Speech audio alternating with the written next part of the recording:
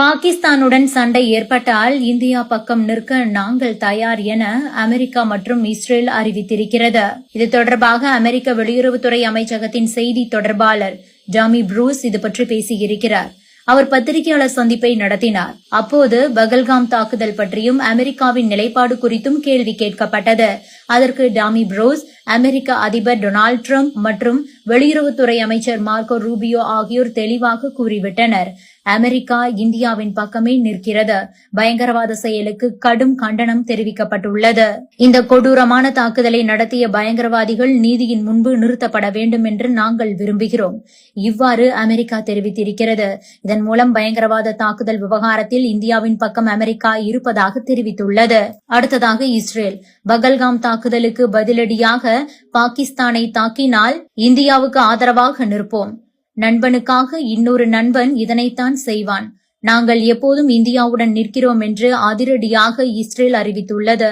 இதுவும் பாகிஸ்தானை கதிகலங்க வைத்திருக்கிறது. இது தொடர்பாக இஸ்ரேல் வெளியுறவுத்துறை அமைச்சகத்தின் செய்தி தொடர்பாளர் ஊரன் செய்தியாளர்களை சந்தித்து பேசியிருக்கிறார். பாகிஸ்தானுக்கு எதிராக இந்தியா ராணுவ நடவடிக்கையை மேற்கொண்டால் நாங்கள் இந்தியாவுடன் நிற்போம். நண்பனுக்காக இன்னொரு நண்பன் இதனைத்தான் செய்வான். நாங்கள் எப்போதும் இந்தியாவுடன் நிற்கிறோம். இதுதான் இஸ்ரேலின் கொள்கை ரீதியான நிலைப்பாடு. பகல்காம் தாக்குதலுக்கும் ஹமாஸ் தாக்குதலுக்கும் ஒற்றுமை இருக்கிறது. இரண்டும் ஒன்றாகவே உள்ளது. ஆனால் சூழல் மட்டுமே வேறுபட்டிருக்கிறது. அதே வேளையில் படுகொலை நடந்த விதம் ஒன்றுதான். இந்தியாவை போலவே இஸ்ரேலும் பயங்கரவாதத்தால் பாதிக்கப்பட்ட நாடு.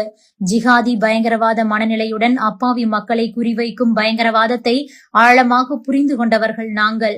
எனவே இந்தியர்களை பயங்கரவாதிகள் குறிவைக்கும் போது இந்தியாவின் மனநிலை எப்படிப்பட்டதாக இருக்கும் என்பதை எங்களால் அறிந்து கொள்ள முடிகிறது.